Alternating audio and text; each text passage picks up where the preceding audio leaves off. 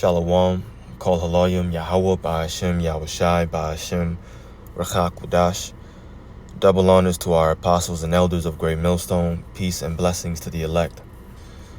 I just wanted to get into 1 Corinthians chapter 1, starting at verse 18, because we were getting into it during camp, and so I just wanted to also make a video about it again. And really it's just going into preaching and how important preaching is and how the world views it, but really the power that's involved in it. So verse 18 says, "For the preaching of the cross is to them that perish foolishness, but unto us which are saved it is the power of God." And so the world looks at us as preaching specifically about the resurrection of Yahushai as being foolish. They look at it as stupid. Basically, they look at it as meaningless, like it has no value. The things that we're saying are just dirt. But unto us, it says, which are saved, and that's why we call ourselves the hopeful elect, because we're hoping to receive salvation. We're hoping to be delivered. To us, preaching about the cross is the power of God, because we know that the Most High, and we believe that he sent down his only begotten Son, and that he died on the cross for the sins of the elect out of the nation of Israel. And that's what it's meant by the world that believes on him. It's talking about the world, or the cosmos is the word in Greek. The world or cosmos of Israel. So to us, there's power in these words that the Holy Spirit has us saying. Verse 19, "For it is written, I will destroy the wisdom of the wise," meaning the people of this world and what they think is valuable, the different science and the different technology that they hold as the highest knowledge. The Lord said he's going to destroy the wisdom of this world and will bring to nothing the understanding of the prudent of this world. And that's happening, and it has been happening for years through this knowledge, wisdom, and understanding that we've been granted. It says, "Where is the wise? Where is the scribe? Where is the disputer of this world? Hath not the Most High, or God, made foolish the wisdom of this world?" Yeah, because basically by going out there on the streets and preaching consistently every single week, by making these videos, by breaking down the different parables of the scriptures, by talking about prophecy, what's happening is that the wisdom of this world is actually what's being looked at or being made foolish. It's being made stupid. It's being made invaluable. And people are going to see the true value of the scriptures as these days draw closer and closer to the end. When we finally get in Jacob's trouble, when no one has a job, the economy is tanked, it's all out chaos in the streets, when there's actual famine, meaning a lack of bread and water, then they're going to really see, oh man, let's find those people that were preaching about the Bible. They were talking about the cross and the Messiah dying. What was his name again? Oh yeah, then it's not going to be foolish. But even right now, these things are the word that the Lord has us preaching. It's already confounding different people that try to come up against us, different so-called scholars, different people out there with their views of the Bible. Verse 21 says, "For after that in the wisdom of God, the world by wisdom knew not God," and they don't, because it's their wisdom, what they believe God is. It said it pleased God by the foolishness of preaching to save them that believe.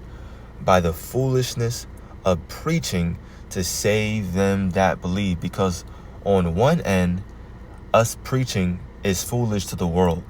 At the same time, you can also say from the Most High's perspective, it's foolish, because really he doesn't need this to happen. He can just blink and save the elect. He doesn't even have to snap a finger or do anything, get off his throne, nothing. He could just blink, basically meaning he could just give a command to an angel and just have things, have the elect saved. Save the whole nation if he wanted to. But this is the process in which he decided to allow the world and events to play out.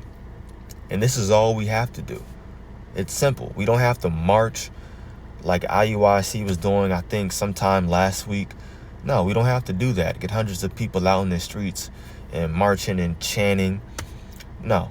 All we have to do is what we were told to do, which is go out there and prophesy to the nations. Be a prophet to the nations. That's it. Talk about the elect getting raised up. Talk about the downfall of Esau's kingdom. Yeah, it's foolish. Sure. But through that foolishness, the world is being confounded. The wisdom of this world is being confounded, being put to naught. And of course, through that foolishness of preaching, the people that believe are going to receive salvation. Verse 22, for the Jews require a sign and the Greeks seek after wisdom, right? Basically meaning that our people that are into these different doctrines and that just had the mind of the heathen, basically they want to see something grand. All right, perform a miracle then, nigga. You know, they want to see us up here with suits and ties on. They want to see miracles happening. They want us to be handing out water. You know, things like that, handing out chips, feeding the homeless, things like that, to prove to them carnally, physically, that we've actually been sent by the Lord. So now they can say, oh, look at their deeds. Look at what they're doing. Look at these actions. They got to be men of God, sent by the Lord. Looking for a sign and not just looking for the true words. Not listening to the words and seeing if the words that we're preaching are genuine, are sincere. Do the words that we're saying hold some kind of weight, have value in it? Verse 23 says, but we preach Yahushua crucified, unto the Jews a stumbling block, and unto the Greeks foolishness. Jews, Greeks, both of these are referring to Israelites. Greeks talking about those Israelites that were in the Greekish mindset. They grew up in the Greekish customs and fashions. Same thing happening right now. Our people truly believe that they're Americans. A lot of them believe that they're truly Africans. Same thing, Greeks, Africans, Americans, whatever you want to call yourself. The Bible calls you guys Babylonians, Egyptians, because that's what this world spiritually is. Babylon, spiritual Egypt. So, verse 24 again, but unto them, 23, but we preach Yahushua crucified, like I mentioned. That's our main message. Unto the Jews, a stumbling block, and unto the Greeks, foolishness. Our people don't take it serious. At the same time, you got our people saying they call themselves Christians and that they believe in the Bible, but then they believe Jesus died and it's now okay for them to eat whatever they want. What kind of sense does that even make? So your Jesus died for you, and now that means that you can eat unclean foods? All of a sudden you can just break the law because he died? All foods are clean? No, it doesn't make any sense. And then they have those wristbands, WWJD. What would Jesus do? WWJD. Follow after him. He's supposed to be your example. Well, I'll tell you this. He didn't break the law. He wasn't out here eating swine and hot dogs and pork ribs. He wasn't doing that. But it's okay for y'all to do it. But then you say WWJD. See, it doesn't make sense. Just contradictions. So we say these things and we try to let them know, but it's a stumbling block to them. They don't get it. They don't get it because all they know and what they choose to believe is what their pastor told them. We bring out these customs and things that you should strive to do, and it's just a stumbling block, meaning it makes them fall. They're just, in their mind, they're conflicted. Verse 24, but unto them which are called, both Jews and Greeks, Yahushua Israelites, Yahushua the power of God and the wisdom of God, right? Because the foolishness of God is wiser than man, and the weakness of God is stronger than man. Now, I know that verse can be kind of confusing for a lot of people. Let's check this out in the NLT, and then we'll break it down with some examples, right?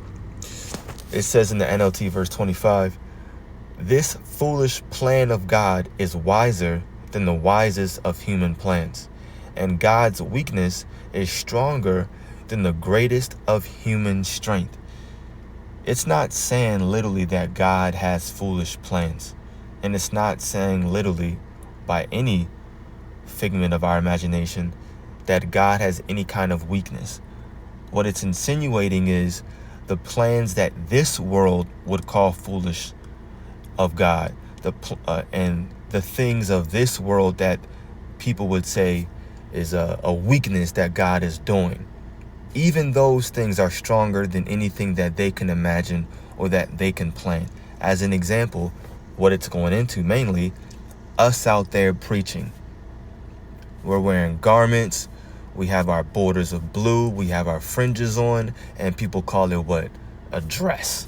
Y'all out there wearing that dress. It's hot as hell. It's 90 degrees, 95 degrees, and y'all 95 degrees. And y'all out there in the sweating bullets in the sun. Or it's cold as hell, below freezing, 25, 20 degrees. It's cold as hell, and y'all out there preaching to nobody with a camera. It looks foolish to people, right? But that's actually a plan of God. And this plan is wiser than anything that anybody in this world can come up with. At the same time, it looks like a weakness. It looks weak. We're out there preaching, once again, sometimes to nobody. Just got the YouTube going and that's it. Like the scriptures say, you prophesy to the wind, meaning you prophesy to the spirit. We're really preaching, and the angels, they see our message and they take that good report to Yahweh Ba'ashem Yahweh Shai. That's what that means, to prophesy to the wind. But it looks weak to people, but really the Most High set this up.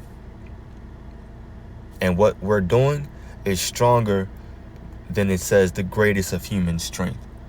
It's the strongest thing that anybody can do. And this is the wisest plan that anybody can come up with. There's no knowledge, like it says, against the Most High. You can't counsel with the Most High like you got some plans that are better than his. Oh, well, why didn't God do it this way? He could have done it this way. He could have done that. If I was God, I'd do this, and he could do... No. At the end of the day, he can do whatever the hell he wants. And this is what he decided how things were going to play out, how they were going to go down. It may be foolish to you, to this world. It may look weak to you, but guess what?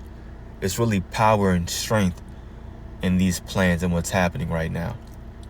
That's why all we have to do is go out there and preach. All we have to do is teach, and that's it. It's not hard. It's very, very simple. And we got to believe in it, because what we're doing is through the spirit and power of Yahweh Ba'ashem Yahweh Shai, we're really manifesting the kingdom of heaven here on earth. Because as we teach, we're fulfilling prophecy. And so that means the plans of the Heavenly Father are being played out by us teaching, you see? Which means that this man's kingdom is coming to an end, because that's where we're teaching and prophesying. Which means at a certain point, the Most High has to send his only begotten Son. And through the foolishness of preaching, the Lord will save them that believe. So that's what I wanted to get into. I'll probably name this video the foolishness of God, because I went into that verse so much and I have it highlighted. So Lord's will, this was edifying to the elect. I just wanted to speak about that really as an exhortation to keep preaching, keep teaching, and to know how important of a job it is that we're doing. So, Kol Haloyim Yahweh Ba'ashem Yahweh Shai Ba'ashem Chakodash. Double honors to our apostles and elders of Great Millstone. Peace and blessings to the elect. As a matter of fact, I'll probably name it something along the lines of the importance of teaching. But Shalom.